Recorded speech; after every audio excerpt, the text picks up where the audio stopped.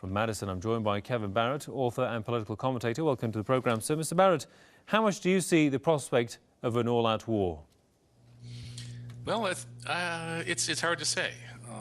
I doubt that North Korea is actually about to launch nuclear weapons at Washington, D.C., Austin, Texas, and the other cities that they say they're targeting.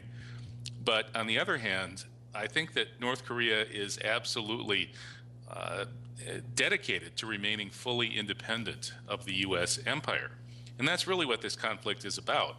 The U.S. empire includes all countries where the U.S. has military bases, and Asia, of course, is dotted with U.S. military bases.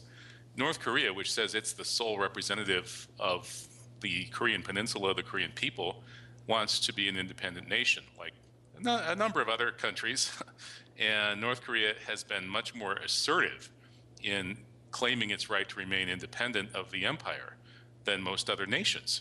Here in the U.S., we're told by our media that North Korea is crazy, that this is all crazy talk. Any country that would threaten the U.S. must be crazy. Well, the U.S. runs around threatening every other country in the world. There's a record of many dozens of U.S. threats to use nuclear weapons against other nations throughout the Cold War period and even after the Cold War period.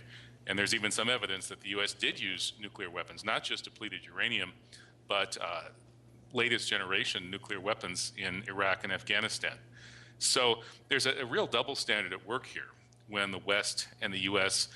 Try to pretend that North Korea is crazy for wanting to remain independent. That said, it's clear that North Korea is much more extreme in its rhetoric and to some extent in its actions than nations like, for example, Iran, which the U.S. is also bullying and trying to make out as a big nuclear threat, when in fact Iran is absolutely clear about the fact that it will never develop nuclear weapons because they are haram, they're forbidden by Islam, whereas North Korea bought these nuclear weapons from Israel. They're apparently by way of South Africa's Israeli arsenal, which was supposedly sold to the British and then stolen by the Israelis, and some of these nuclear weapons were handed to North Korea.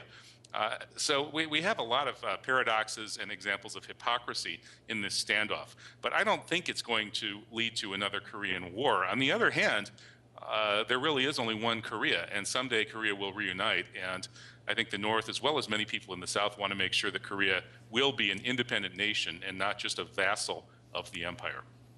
Indeed. Well, many thanks to Kevin Barrett, author and political commentator from Madison. Thanks for your time there, sir.